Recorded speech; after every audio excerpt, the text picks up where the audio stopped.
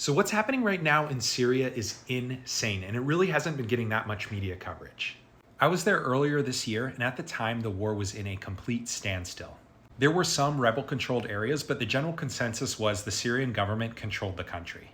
And so it was very safe to visit at that time. I went to Aleppo, I went to Homs, I went to Hama, I went to Damascus. But almost overnight, the war has completely changed, and the rebels are basically on Damascus's doorstep right now. About a week ago, they were able to take Aleppo and the citadel basically with no resistance. It took it overnight and controlled the whole city.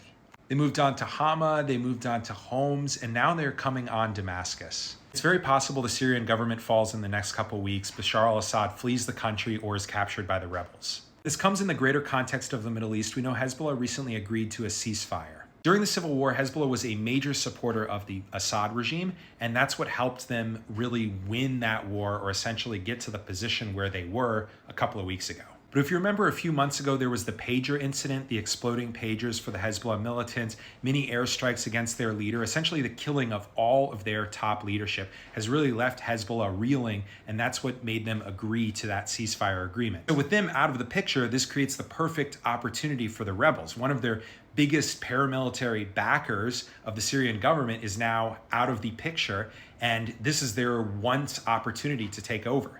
And so they've taken the Syrian government by surprise and able to quickly gain territory. And it's crazy to see each of these cities that I visited on my trip to Syria falling one by one as the rebels advance at lightning speed.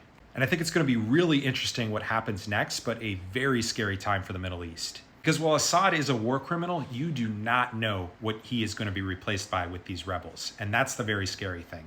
Syria is a beautiful country. I loved visiting there. I love the Syrian people, the food, everything's so amazing about it. But it's very, very scary what is going to happen next there. So definitely going to be following this story closely, but it is crazy how quickly some things like this develop. I think nobody would have thought the rebels could take over this much territory in this short a time. So I think we can all just hope for a better future for Syria. A really amazing country, really incredible people.